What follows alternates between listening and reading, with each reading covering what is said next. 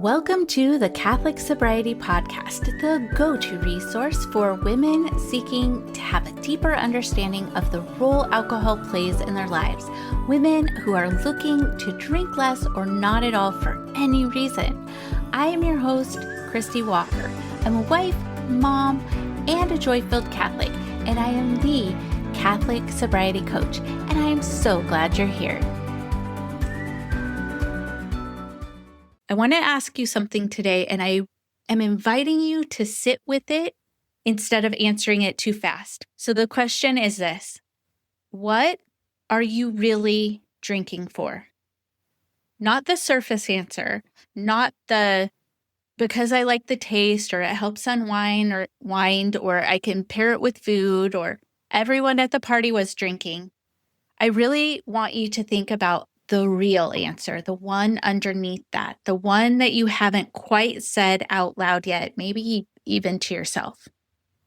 Because here's what I know after 29 years of sobriety and walking women through this work.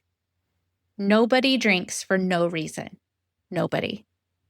The wine at the end of the day, the cocktails at the party, the glass that turns into three, it's always meeting a need. Always. Actually, I just had somebody on YouTube the other day comment on one of my videos, and it was one of the YouTube shorts that came from my video, The Best Way to Reduce Your Drinking Without Giving Up. And the short was titled, POV, You Realized Your Wine Habit is Just Exhaustion. Now, I realize that's a very simplistic explanation of it, and it's a short, so I'm hoping that people actually go and watch the entire video. But the comment that I got was, all due respect, for me it's the wine.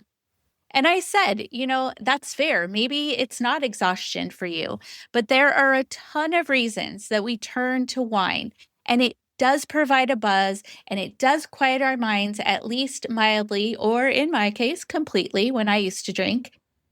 Not to mention all the science behind it. So that might be where you're at. That might be what you're thinking. But I want you to know that until you know what that need actually is, you can try to stop 100 times, and it probably won't stick.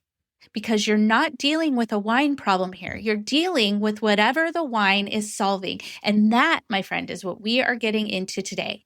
I'm going to start here with my own story because I think it might help you find yours. I've told my story a few times, and you could probably find it in some of my past episodes, but let's just revisit, shall we?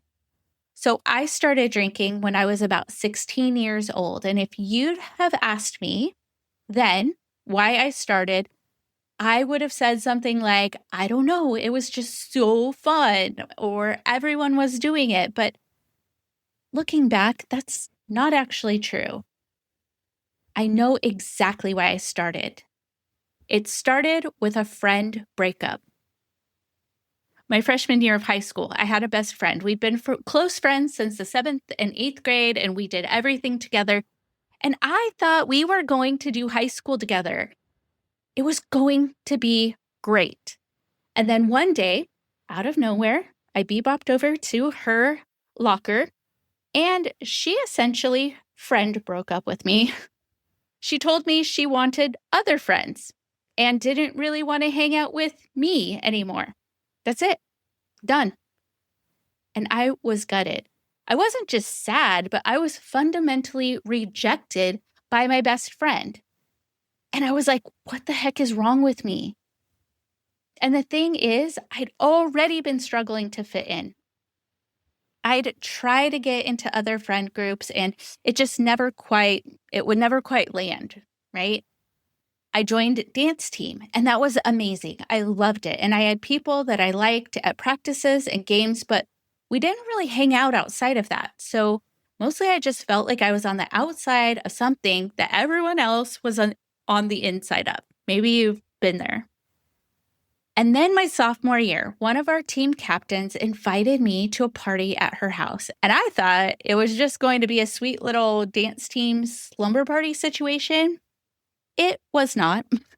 It was a full-on rager with boys and girls and alcohol. Just side note, my mom would have never left me there had she known that was going on. And this was the first time I got drunk, and I loved it. I know that's not what you're supposed to say, but it's the truth. It felt like this magic elixir, like something that had been locked suddenly opened. I was funny and I loosened up. I would talk to people that I normally wouldn't talk to at school, and I just felt like I belonged. And within the next year, I had a friend group, a boyfriend, a job. I felt like I had finally found the thing that made me me. So I kept drinking. Now, here's the thing about alcohol, though, and I want you to really hear this because I think somewhere in you, you already know it. In the beginning, it expanded my world. And then, slowly, it completely demolished it. In high school and into my early 20s, it was social. It was weekends. It was going out country line dancing, being with people. But the more I drank, the more my entire life started to revolve around alcohol. Where I went, who I was with, what I did. It all had to do with drinking. And what started as something that made my world bigger started making it smaller and smaller. By the time I was 23, my drinking buddies, hear this, my drinking buddies told me I had a drinking problem. I'm like, what? So do you. But they were right. And then my roommate, she threatened to kick me out. My boss threatened to fire me if I didn't get control of my drinking, or stop drinking, I should say. And everything I had was about to be taken away. And that's when I finally saw clearly this thing that I had picked up to belong had stolen the very belonging that it had promised me. Now, I need to stop here for a second because I know that some of you are listening to this and you're thinking, well, that's not me. My life isn't falling apart. I'm not getting threatened by my boss. I have a good marriage, a nice home, great kids. I go to mass on Sunday. Everything is fine on the outside. And maybe on the inside mostly too, but something is off. And that's why you're listening to my podcast. And you would be right if you think all those things. That's not your story. But here's what I want to say to you. You don't have to have a low bottom for this to be a problem. When I very first tried to get sober, I went to outpatient treatment and it did not work for me because all I did was sit there with my judgmental judgy pants on thinking, I am not as bad as these people. I mean, granted, I was young. I was 23, but if I was as old as those people that were in the room in their 30s and 40s and older, I would be probably exactly where they are or worse. So I want you to hear this. You know, everybody's bottom is going to look different. You don't have to lose everything to recognize that something is costing you. Maybe your cost is the morning fog that makes you feel like a lesser version of yourself. Maybe it's the days that you spend recovering. Maybe it's the fact that your kids saw you acting in a way that maybe you're not proud of. Maybe it's the mental negotiating you do all day. Will I have one tonight? Will I have two? Am I going to try not to tonight? Okay, maybe just one. That kind of constant low-grade noise in your head is exhausting, even when no one else can see it. And maybe that's the gap between who you know you're called to be and who you are at 8 p.m. with a glass in your hand, half checked out, going through the motions. That gap is real and it matters. And you don't have to wait until your world is visibly demolishing to pay attention. Both women, The one whose story looks like mine and the one who still has it all together on the outside are drinking for a reason. And that reason is worth finding. So what is that reason? What are we reaching for? I want to take you back, a long way back, further back than my sophomore year of high school, which admittedly was a while ago. But I want to take you back to a garden because here's what I've come to believe. My story didn't actually start at that party. It started with a lie that's been running in the human heart since the very beginning. Think about Eve in the Garden of Eden. Okay, now stay with me here. This isn't Sunday school filler. This is actually the root of everything. The serpent didn't just walk up to Eve and say, hey, Eve, God is bad. He didn't say God hates you or God is holding out on you. He was subtler than that. He planted the seed of distrust. He suggested that Eve needed something she didn't already have, that if she ate the forbidden fruit, she would gain wisdom and she would be like God. She would finally be enough. And here's the thing that breaks my heart about that story every single time. Eve was already made in the image and likeness of God. She was already enough because that's how God created her. She already had everything she needed. She just didn't believe it. And so she reached for something outside of herself to fill the gap that wasn't actually there. She needed to do something, to have something, to be someone. Sound familiar? Because that is exactly what I was doing at 16 years old at a party in someone else's backyard. I didn't believe I was enough as I was. I believed the lie that I needed something outside of me, a drink, a group, a boyfriend, an identity to be worthy of belonging. And alcohol promised to give me all of it. And I'm absolutely certain that Eve and I are not the only ones who believed that lie. So here's the question I want you to sit with today. What need is your drinking actually meeting? Because it's always meeting one. The brain doesn't do things for no reason. When a behavior is repeated, it's because it's working. It's delivering something that your nervous system wanted. Alcohol is very good at this. It's a depressant. It slows everything down and it creates a temporary feeling of relief, connection, and ease. The craving is not irrational. It's your brain doing exactly what it was designed to do, seeking reward and avoiding discomfort. The question isn't whether alcohol is meeting the need, because it is. The question is, what is that need?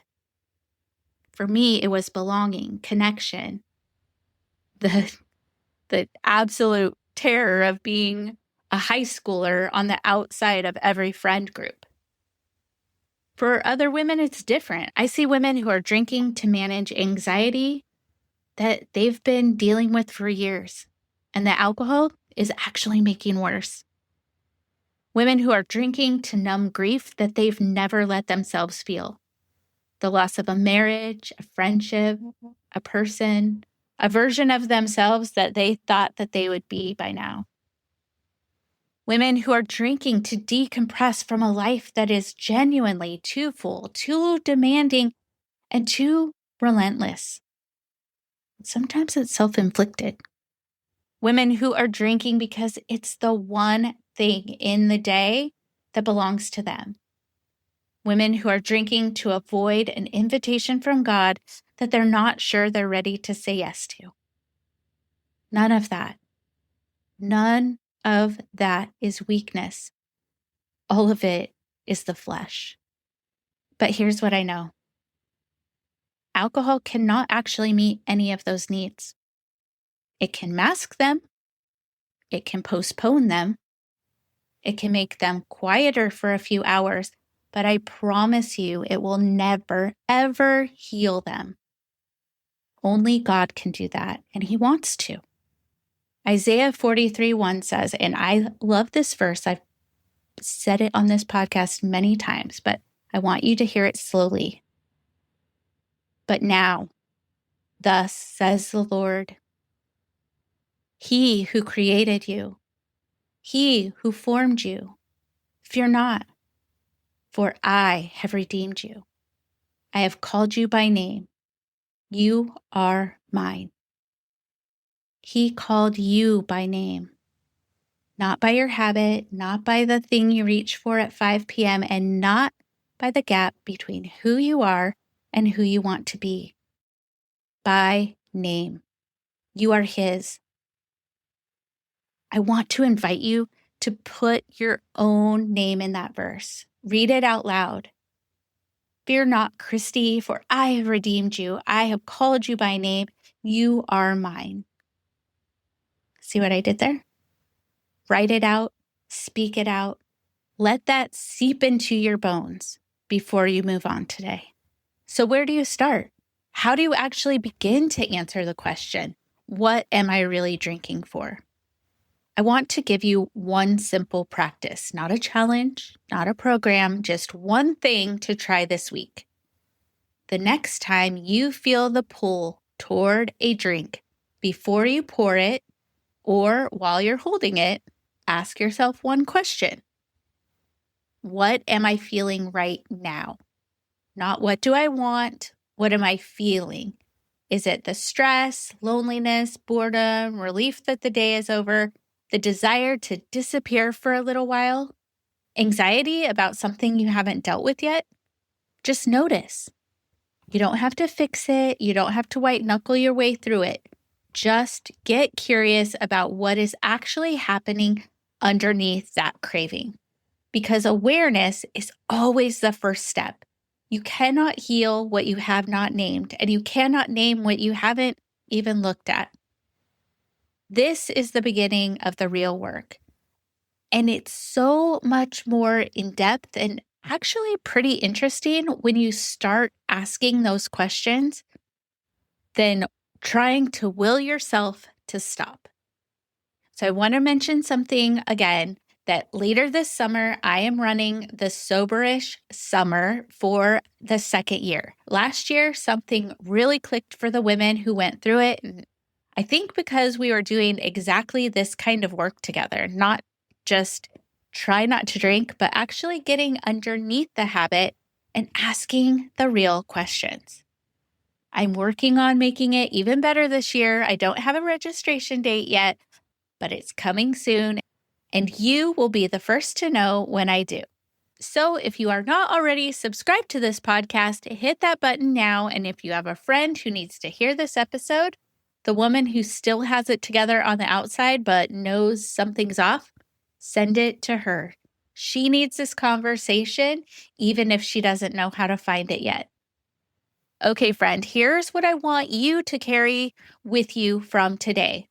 You are not fighting a wine problem. You are tending to a wound that wine was trying to cover. And that is actually good news because wounds can heal, especially when you stop numbing them and start bringing them into the light. Eve believed the lie that she needed to do something, to have something, to be someone, to be enough. And so did I. And maybe if you look closely, you might realize that you have too. But God has been telling us the truth since before any of us were born. You are made in His image. You are called by name. You are already His. That is where this work begins. I'll be back again next week. We're going to get very specific and maybe a little funny because I know about your aunt and the girls' trip and the, oh, come on, it's summer people in your life. And we're going to talk about exactly how to handle all of that.